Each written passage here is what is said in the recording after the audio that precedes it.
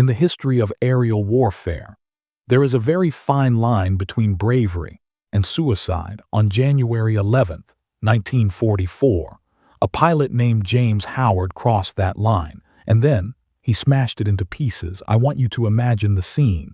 You are sitting inside a B-17 bomber, 20,000 feet over the frozen fields of Oschersleben, Germany. The air outside is minus 50 degrees. It is a cold so deep, so violent, that it feels like a living thing trying to kill you. If you take off your glove for just a few seconds to adjust a gun, your skin will freeze to the metal. Your sweat turns to ice inside your flight suit. Inside the plane, the vibration of the giant engines rattles your bones. You are tired, you are terrified, and most importantly, you are completely alone. Your mission is to destroy a critical German aircraft factory. But there is a massive problem: the American escort fighters. The planes that were supposed to protect you have all turned back. They ran low on fuel and had to go home. So now, you and your friends are drifting through the enemy sky like slow, heavy whales swimming in an ocean filled with sharks, and the sharks smell blood. Suddenly, the silence is broken. The radio screams with the most terrifying words a bomber crew can hear: bandits, bandits at 12 o'clock high. You look up, and your blood runs cold. The sky above you is swarming with black dots. 30, yes, 30. Enemy fighters are diving straight at you. Messerschmitt 109s, Focke-Wulf 190s, the pride of Hitler's Air Force. They are lining up in the sun, glinting like silver knives, ready to tear your formation apart piece by piece. The bomber crews grip their machine guns, praying to God, knowing that this might be the last minute of their lives. It is supposed to be a slaughter, but then something impossible happens. Out of the white clouds below, a single shape appears. It is small, it is silver, and it is moving fast. It is a P-51 Mustang. The bomber crews blink in disbelief. Is it a straggler? Is it lost? Where is the rest of the squadron? They scan the sky, looking for more friends, but the sky is empty. There is no squadron, there is no backup. There is just one man, in one plane, with the words Ding Hao painted on the nose. The pilot is Major James Howard, and he is looking at the same 30 German planes that you are. Now, pause for a second. Think about the psychology here. Basic arithmetic teaches us a simple lesson. The number 30 is significantly larger than the number 1 in a street fight.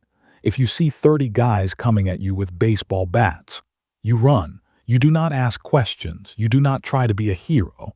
You just run. That is logic. That is survival. But on this cold January morning, James Howard decided that he did not like math very much. Instead of diving for safety, instead of following the rules of survival, he did something that technically counts as insanity.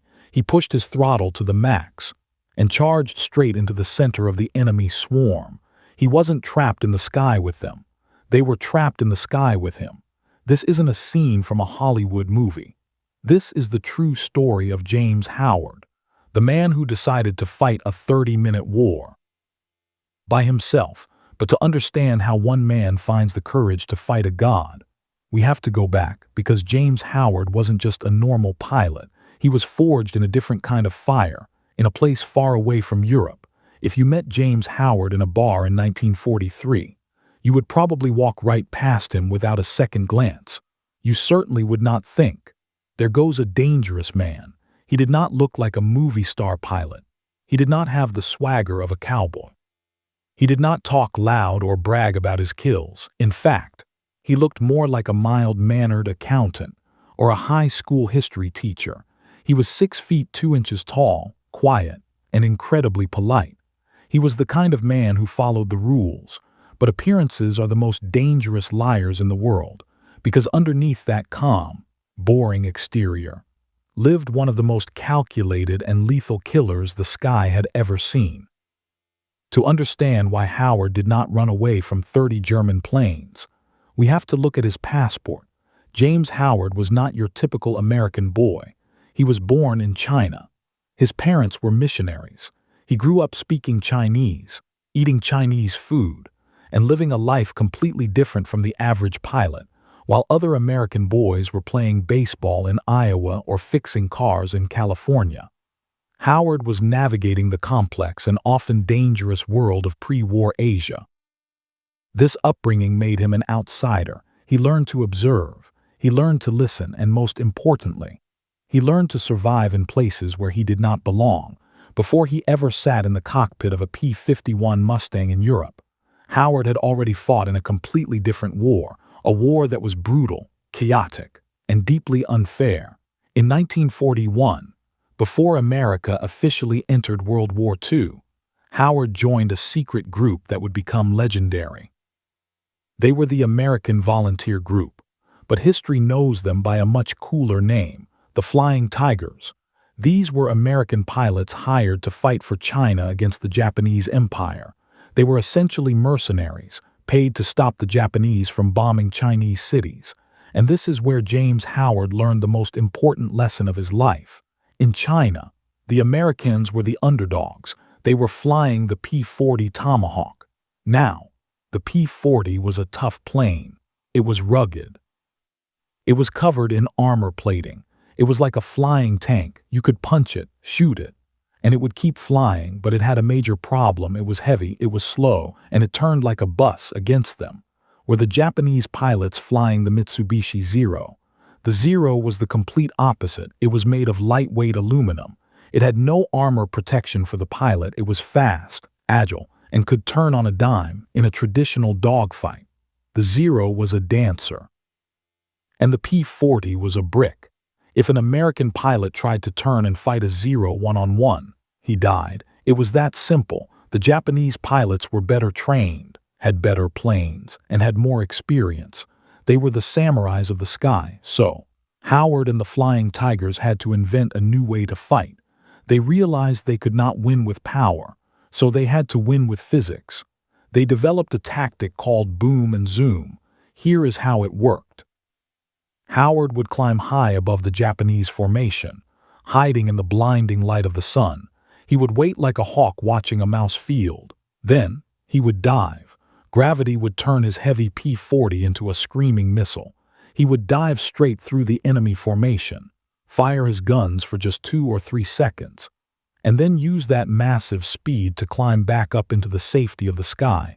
He never turned. He never slowed down. He never played the enemy's game. He treated the sky like a chessboard. He chose when to attack and when to leave. This experience rewired James Howard's brain. Most pilots in Europe were used to fighting in large groups. They relied on their wingmen. They relied on having the best equipment. They were used to fair fights. But Howard was used to fighting alone. He was used to being outnumbered 10-1. He was used to flying a machine that was technically worse than his enemy's. He learned that the number of planes does not matter. What matters is the pilot's ability to control the chaos. In China, he shot down 6 Japanese planes using these hit-and-run tactics. He became an ace. He learned that if you keep your head cool, while everyone else is panicking, you can kill a giant. And we also have to consider the psychological aspect. The war in China was nasty. It was fought in humid jungles. Pilots suffered from malaria, dysentery, and bad food.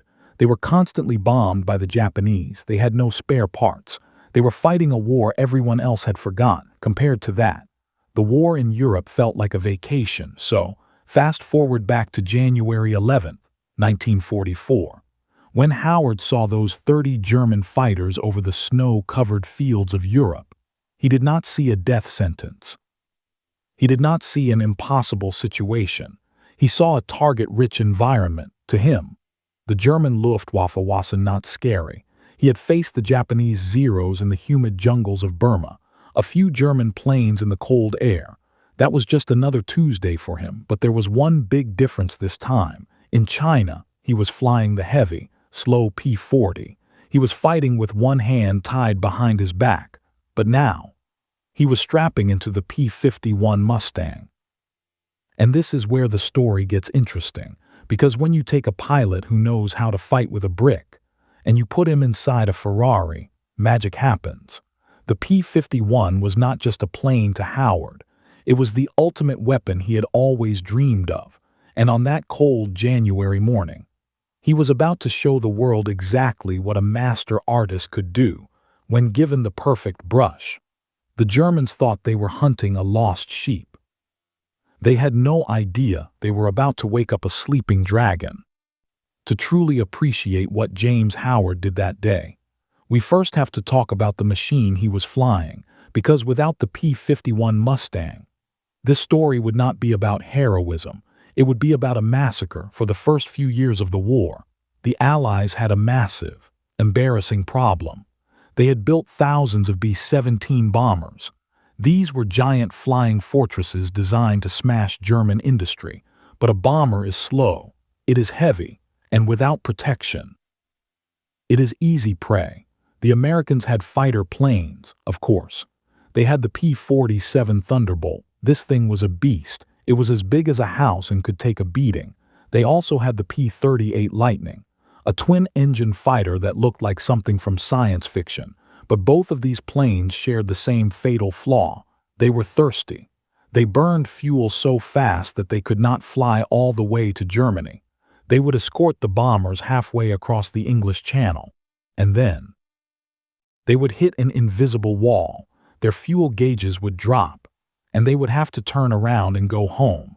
This left the bombers completely alone for the most dangerous part of the trip. The German pilots knew this. They would wait until they saw the American fighters turn back, and then they would attack. It was like watching the sheepdogs leave the flock, so the wolves could eat. The Allies were desperate. They needed a miracle. They needed a plane that could fly all the way to Berlin, fight a war, and then fly all the way back. And the crazy part is, they already had the plane, they just didn't know it yet. The story of the P-51 Mustang begins with a refusal. Back in 1940, the British asked an American company called North American Aviation to build them some P-40 fighters. The company president, a man named Kindleberger, looked at the blueprints and said no. He told the British, "We can build you the P-40, but it is an old design.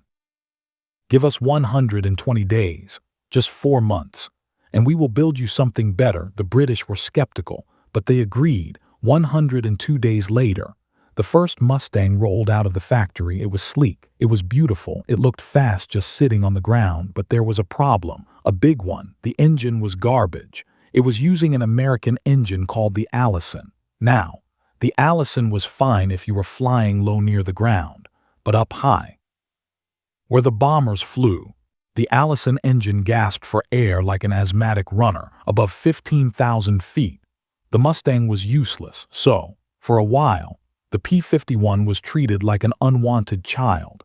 The British used it for taking pictures and shooting trains. The Americans didn't even want it. It seemed like the Mustang was destined to be a failure, the ugly duckling of the Air Force. But then, a British test pilot had an idea that would change the course of history.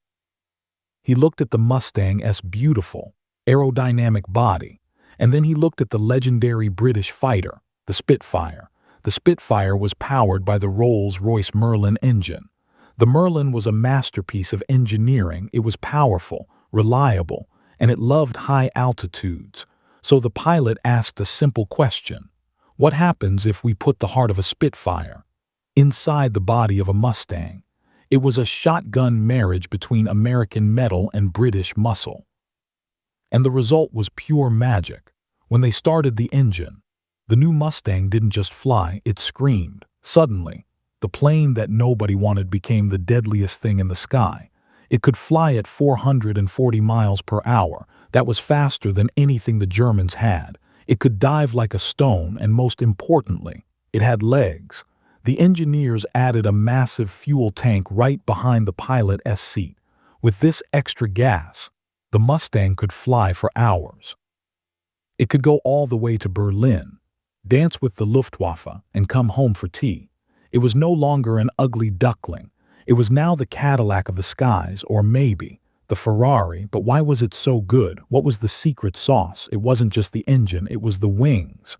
The Mustang used something called a laminar flow wing. I won't bore you with the complex physics, but think of it like this. Most airplane wings push the air out of the way violently. This creates drag, which slows the plane down. But the Mustang's wing was shaped to slice through the air like a hot knife through butter. It was smooth, it was efficient, and then there was the radiator. If you look at a picture of a P-51, you will see a scoop under the belly. That is the radiator cooling intake. The engineers designed it so that as the hot air left the radiator, it actually created a tiny bit of thrust. It worked almost like a mini jet engine. So, you had a plane that was slippery, powerful, and efficient. Now, let us compare this to what the Germans were flying. The main enemy of the Mustang was the Messerschmitt 109. The 109 was a legendary killer. It had fought in the Battle of Britain. It was small, light, and had a powerful cannon in the hands of an expert. It was deadly, but by 1944, the 109 was getting old. It was a design from the 1930s. It was cramped. The cockpit was tiny. The controls were heavy at high speeds. When a German pilot in a 109 saw a Mustang, he knew he was in trouble. The Mustang was faster. It could dive better. It had 650 caliber machine guns that could shred anything in front of it, and psychologically, it was terrifying. Why? Because when a German pilot saw a Mustang over Berlin, he realized that there was nowhere left to hide. The Americans could reach him anywhere. The roof had been blown off Fortress Europe.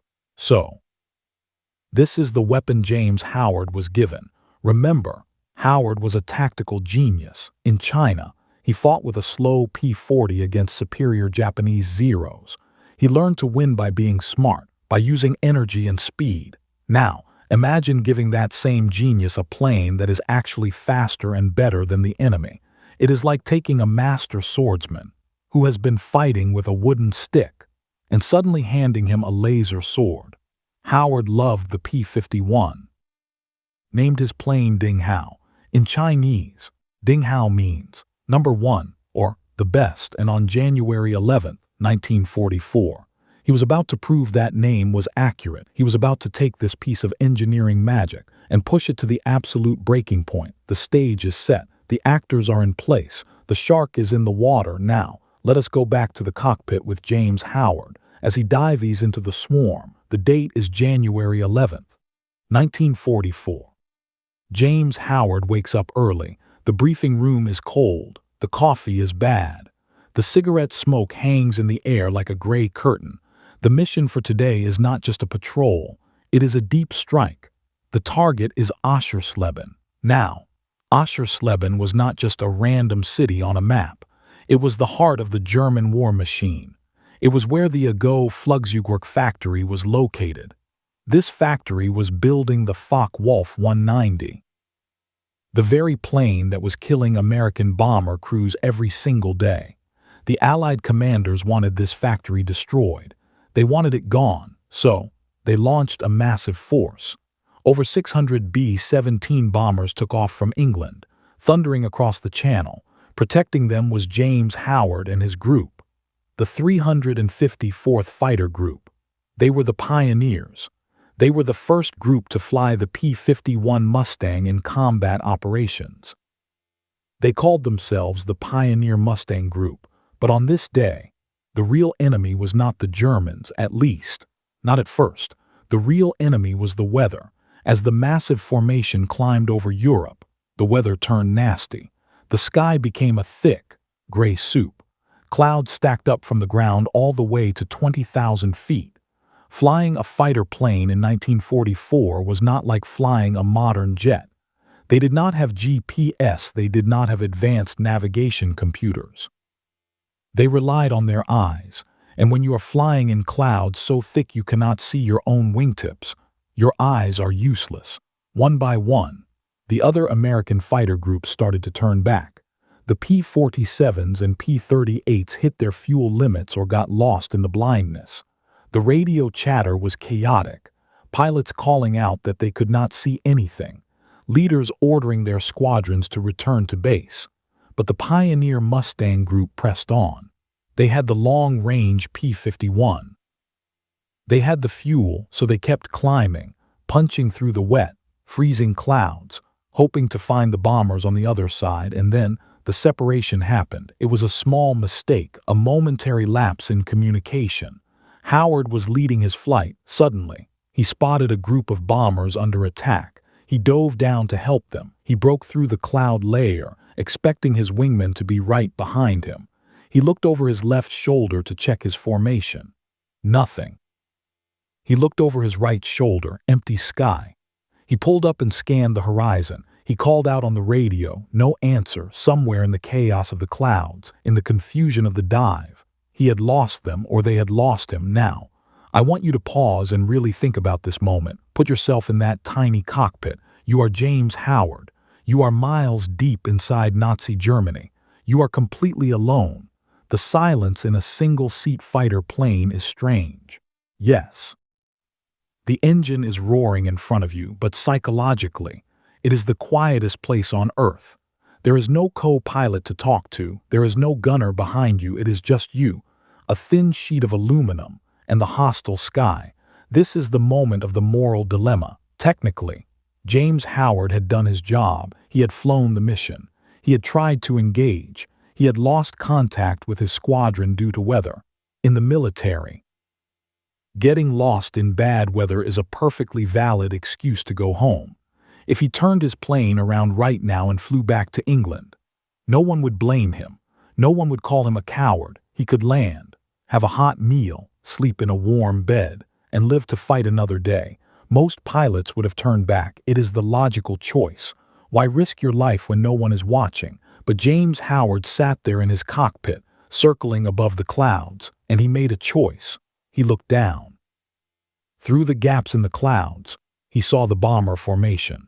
The B-17s, they looked tiny from up here, like toys, but Howard knew there were 10 men inside every one of those toys, 10 men who were cold, scared, and praying for help. He knew that if he left, those men would die, so logic went out the window. Survival instinct was pushed aside. Howard adjusted his grip on the stick. He checked his gun sight. He checked his fuel. He decided that he was not going home. Not yet. He pushed the nose of his Mustang down and began to climb back towards the bombers. He was going to protect them, even if he had to do it alone.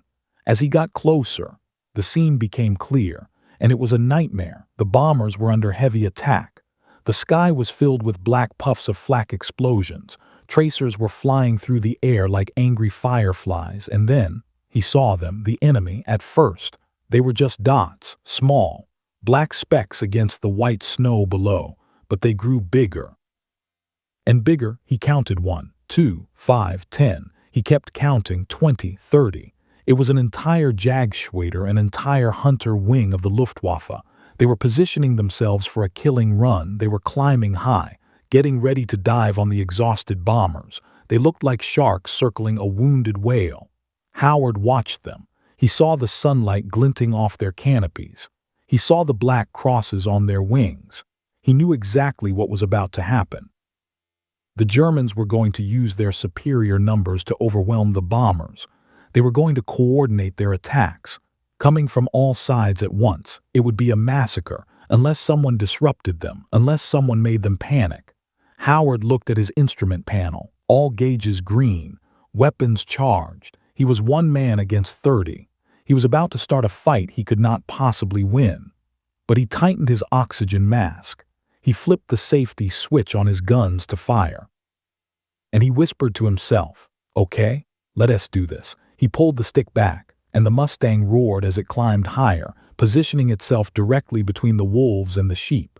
The setup was complete. The separation was over. Now, the war was about to begin.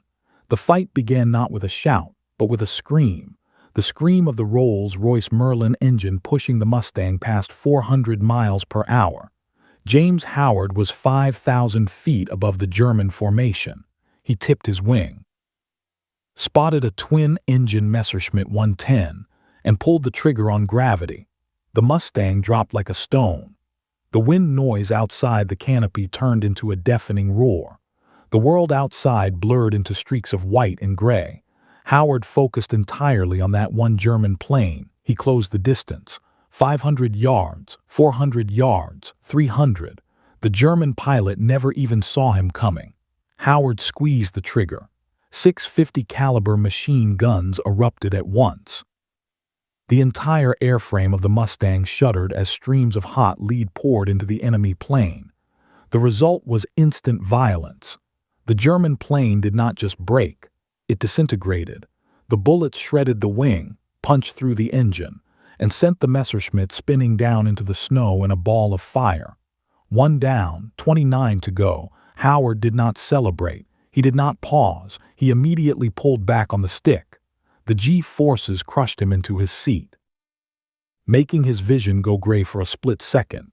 He used the immense speed of his dive to rocket back up into the clouds, disappearing before the other Germans could even turn their heads.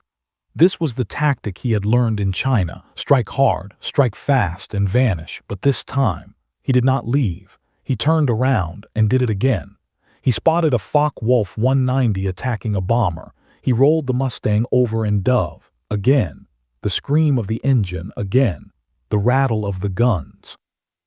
The Focke-Wulf took heavy damage and broke away, fleeing for its life. Howard climbed again, and then he dove again for the bomber crews watching from above. It looked like a magic trick. They would see a German plane lining up for an attack, and suddenly, out of nowhere, this silver demon would appear, blast the enemy, and disappear back into the sun. It was relentless. It was rhythmic: dive, fire, climb, repeat. But down in the chaos, the German pilots were starting to panic. And this brings us to the psychological warfare aspect of this battle. You have to understand what was happening inside the German cockpits. Communication was breaking down. They saw a Mustang attack on the left. 2 seconds later, they saw a Mustang attack on the right. Then another attack in the center. They were screaming over their radios. Where are they? How many are there? The German squadron leader was trying to coordinate an attack, but every time he tried to group his men together, this crazy American would smash through their formation, scattering them like bowling pins, because Howard was moving so fast and attacking from so many different angles. The Germans became convinced that they were fighting an entire squadron of American fighters. They thought they were outnumbered. In reality, it was just James Howard, working overtime. He was sweating in his flight suit. His arms were aching from wrestling the heavy controls against the G-forces, but he was creating an illusion. He was projecting the image of an army, using only one machine. But as the fight dragged on, things started to go wrong. A fight like this usually lasts 2 or 3 minutes, but Howard had been fighting for 10 minutes, then 15, then 20. The Mustang was a great plane, but it was not built for this kind of sustained abuse, and the guns were definitely not built for it. Suddenly, as Howard lined up on a Messerschmitt 109, he pulled the trigger. Click. Nothing happened. He pulled again. Click. His guns were jammed. The extreme cold and the constant firing had caused the mechanisms to freeze. Now, pause again. This is the moment where any sane person goes home. You have done your job. You have shot down 3 or 4 planes. You have saved the bombers for 20 minutes, and now you have no weapons. You are flying a defenseless piece of metal in a sky filled with killers. If Howard turned back now, he would still be a hero, but James Howard looked at the bombers. They were still under attack. The Germans were regrouping. If he left now, the wolves would return to the sheep. So, Howard did the unthinkable. He decided to play poker. In the game of poker, there is a move called a bluff. It is when you have terrible cards. You have absolutely no chance of winning, but you bet all your money anyway. You act so confident, so aggressive, that your opponent gets scared and folds. James Howard decided to bluff with his life. He saw a Focke-Wulf closing in on a crippled B-17. Howard had no bullets. He could not shoot, so he became the bullet. He pushed the throttle forward and dove his Mustang straight at the German plane. He flew directly at the enemy cockpit, as if he was going to ram him in a mid-air collision. Imagine being that German pilot. You look in your mirror and you see a 4-ton metal monster screaming at you at 400 miles per hour. You don't know he is out of ammo. You just see a crazy American who looks like he wants to die. The German pilot panicked. He broke off his attack and dove away to save himself. Howard pulled up, wiped the sweat from his eyes, and looked for the next victim. He did it again and again. He dove on planes. He chased them. He got so close to one German plane that he could see the pilot's face looking back at him in terror. For the last 10 minutes of the fight, James Howard did not fire a single shot. He fought purely with psychology. He fought with fear. He was throwing his plane around the sky like a madman, forcing the Germans to break their formations, forcing them to dodge, forcing them to defend themselves against a gun that could not shoot. The bomber crews watched in awe. They saw this silver plane diving on the enemy again and again. They didn't know his guns were jammed. They just saw a guardian angel who refused to quit. Finally, the Germans had enough. They were low on fuel. They were confused. And they were terrified of this ghost plane that seemed to be everywhere at once. The German squadron leader signaled the retreat, one by one. The Messerschmitts and Focke-Wulfs turned away and dove back towards the safety of the ground. The sky began to clear. James Howard sat in his cockpit, listening to the sound of his engine. His chest was heaving. His hands were shaking. The adrenaline was slowly leaving his body, replaced by a crushing exhaustion. He looked at his fuel gauge. It was dangerously low. He looked at the bombers. They were battered. They were smoking, but they were still flying. He had bought them 30 minutes of life. He slowly turned his Mustang to the west, towards England. He was alone again. The noise of the battle was replaced by the steady drone of the Merlin engine. As he flew home, Howard wondered if anyone would even believe him. After all, stories like this do not happen in real life. They happen in comic books, but he didn't need anyone to believe him. He knew what he had done. He had played a game of poker against the entire German Air Force. He held a pair of twos. They held a full house, and he made them fold.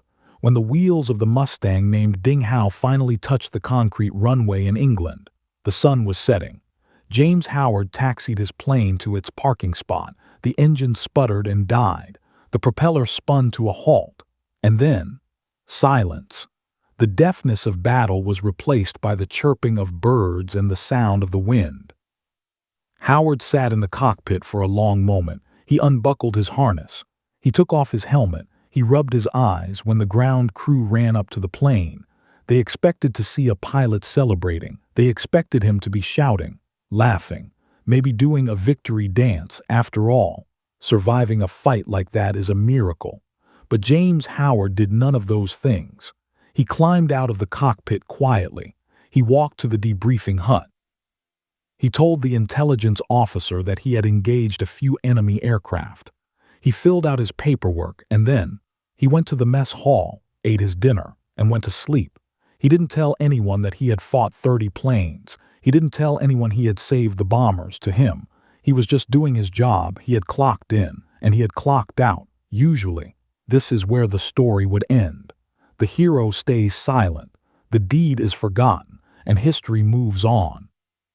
But the next morning, the phone at the base started ringing, and it didn't stop. It was the bomber crews. The men of the 401st Bomb Group had landed at their own bases, and they were shouting. They were grabbing their commanders by the collar and telling them a story that sounded impossible. They said, "You have to find that Mustang pilot, the one with Ding Hao painted on the nose." One bomber pilot reportedly told a general, "For the love of God, give that man the Medal of Honor." He was a one-man Air Force. The news traveled up the chain of command like wildfire.